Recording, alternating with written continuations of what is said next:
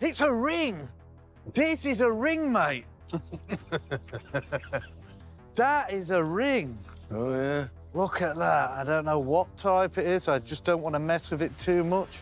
And what I like about this, Perfect shape. It's nice and thick. Finding gold is great, but finding a marker that points into the gold is even better. A strange triangle was detected on the ocean floor, and it's not a natural rock formation. It looks like a giant arrow made of stone, resting 28 feet below the waves.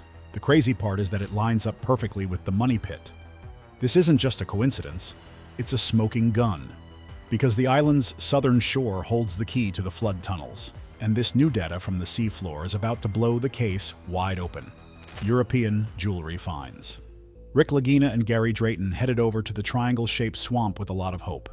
They were eager to keep searching for clues connected to the massive stone pave feature they found earlier. The swamp has always been high, so getting in there was nearly impossible until now. Gary started zigzagging along the bank with his metal detector, hoping for that sweet beeping sound.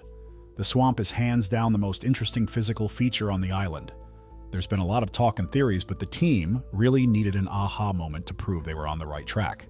They needed to unravel the mystery once and for all. Before we go further, if you love deep dive breakdowns like this, make sure you're subscribed to Bravo Tango. It's the only channel that tracks every clue, every crack in the ground, and every discovery the moment it happens. Now, back to the show. Gary's detector started screaming, and he knew it was something good. It wasn't just a tin can lid or a piece of trash this time.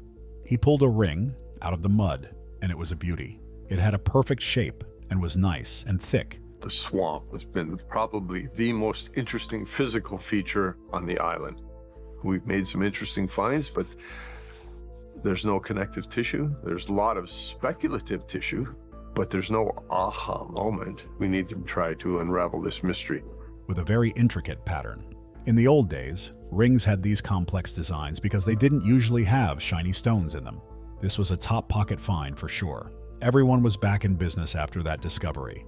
Rick gathered the team in the war room to hear from an expert named Charles Lutenbrain. He's a professor with over 30 years of experience in gems and gold. The expert looked at the photos and had some wild news. He said the ring was definitely kind of old and had some crude repairs. It looked like someone needed it fixed fast. There was one repair to make it bigger and another to make it smaller. The metal used for the repair stayed bright silver, while the rest of the ring had thinned out from corrosion. This meant the ring was likely made of a silver alloy with a lot of copper, or maybe even bronze. But here's the catch. The floral design was the real clue. It appeared to be handmade using chisels. What most people don't realize is that saw blades didn't become common for jewelers until the 1730s or 1750s. If this ring was cut with a chisel, it has to be older than that. The expert said the pattern looks European, specifically Spanish. This is a huge deal because it connects to a Spanish coin from 1652 found on the island years ago. Finding a Spanish silver ring from the early 1700s is a major win. I've never ever been able to get in here because the swamp's always been high. So let's do this slow. I'm going to zigzag along the bank. It helps build a timeline for who was on the island and when they were doing all that massive construction. Rick and the team were stoked because every clue helps them understand the who, what, when, where, and why. This tiny piece of jewelry might just be the link between the swamp and the legendary Spanish treasure fleets. Ancient floral patterns. While the swamp was giving up silver, the southern shore of the island was hiding something even bigger. Rick and Marty Lagina met with a professional diver named Tony Sampson in the war room. They were looking at data from a group called the Center for Geographic Sciences. The students there used high-tech scans to look at the seafloor. They found some very strange things resting under the waves. Jack and Alex Lagina had the data on the screen, and one image really caught everyone's eye. It was a shadow with a jagged top that looked very skinny. Marty didn't think it was just a regular rock. It looked like something was sticking straight out of the seafloor. Anything sticking up near Oak Island is worth a look, especially when it's near the southern shore. The scans also found a mysterious triangle formation. This wasn't just a random shape. It appeared to point directly towards the money pit. This is a key detail because it suggests the triangle was a deliberate marker. It might have been placed there to guide people to the treasure vault. The team decided it was clearly worth a dive to see what was really down there. They are also looking for a second flood tunnel system. Everyone knows about the tunnels at Smith's Cove, but there might be another set of traps off the southern shore. If they can find where the water is coming from, they might be able to stop the money pit from flooding. Tony Sampson and Alex Lagina got ready to jump into the 28-foot deep water.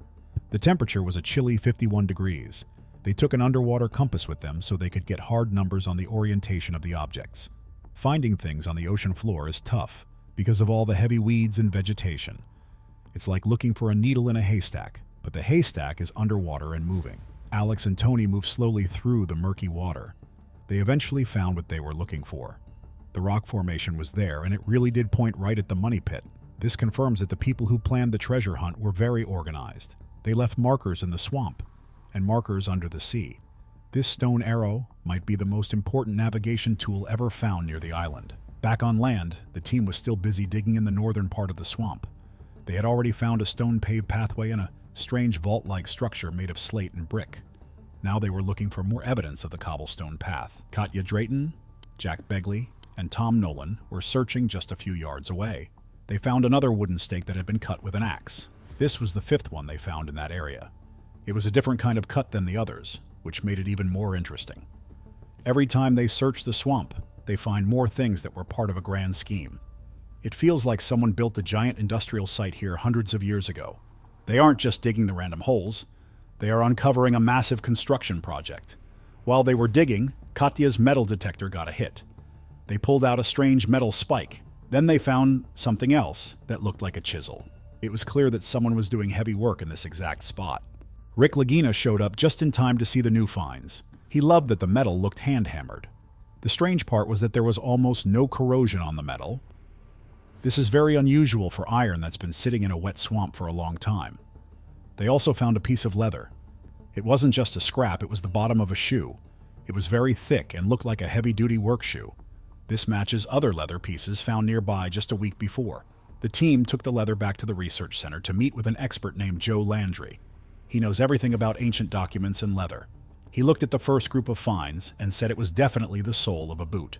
It was made from oak-tanned hide, which means they used tree bark to treat the leather. This makes the leather very tough and long-lasting. He also looked at a finer piece of leather that could have been the toe of the boot. He said it almost looked like a military boot. The date he gave for the leather was between 1830 and 1900. This timeline is very important because it points to a specific person in the island's history. Swamp excavation finds. The dates on the leather boot fragments match the time when a farmer named Anthony Graves lived on the island. In 1857, Graves bought most of Oak Island and built his home just north of the swamp. The crazy part is that he never officially joined any treasure hunts in the money pit. But after a few years of living there, people on the mainland noticed something weird. Graves started buying things using old silver Spanish coins.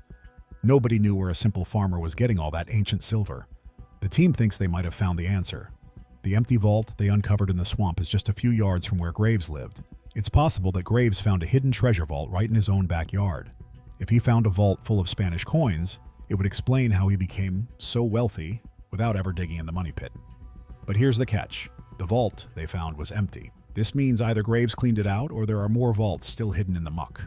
Rick Lagina believes that if Graves found one vault, there's probably another one somewhere else. Anthony Graves had close proximity to the bog and his precious items were likely found there. Each clue leads to another clue, and the team is getting a more complete understanding of the swamp story. They are following the motto, eyes and boots, to find every last scrap of evidence. Gary is hopeful that more coins are going to follow these leather finds. The swamp isn't just a hole in the ground, it's a treasure chest that was already opened once. The mystery of Anthony Graves is one of the most grounded stories on the island because there are records of his coins. It's not just a legend, it's a fact that he had silver. If that silver came from the swamp, then the swamp is the most valuable real estate on the island. The team is going to keep digging until they find the source of that wealth. They want to know who put the treasure there and if there's any left for them to find. The grand scheme of Oak Island is finally starting to make sense. Finding the person who might have already found the treasure is a huge step in solving the whole mystery. Oak Island Grand Scheme. So here's the deal. The triangle-shaped clue in the water and the artifacts in the swamp are all connected. The underwater stone marker points to the money pit, while the swamp holds evidence of a massive work site. The Spanish ring proves that Europeans were here doing something intricate long before the treasure was officially discovered. Then you have Anthony Graves, the farmer who lived right next to these secrets and somehow ended up with pockets full of silver. It's not that simple though, because the island doesn't give up its secrets easily. There are still many rumors in the air, but what many can confirm is that the island was a site of major activity for centuries. The leather boots, the hand-hammered chisels, and the survey stakes all point to a professional operation. This wasn't just a few guys hiding a chest. It was a massive engineering project. The triangle in the ocean might be the key to the entire flood tunnel system. If the team can follow that marker, they might finally reach the treasure vault that has stayed hidden for so long. Basically, the mystery is deeper than anyone imagined. Every time the team thinks they have an answer, a new piece of evidence like the Spanish ring or the military boot adds another layer to the story. The crazy part is that they are finding these things in the exact places where the old maps and markers said they would be. The triangle-shaped swamp and the triangle-shaped stone in the ocean are part of a larger plan. It's a map made of earth and stone that's been waiting for someone to decode it. What most people don't realize is that Oak Island isn't just about gold. It's about a history that was never written down. The people who built these structures left no records, only clues. Rick and Marty Lagina are closer than ever to finishing the story that started hundreds of years ago. They have the technology, the passion, and the top pocket finds to prove it. The journey is far from over, but the pieces of the puzzle are finally falling into place. Is the underwater triangle a map? Or a trap that will lead to more questions than answers? Tell me what you think in the comments. If you want to stay ahead of every breakthrough and every twist in the mystery, make sure you're subscribed to Bravo Tango. We're here for every discovery, no matter where the trail leads next.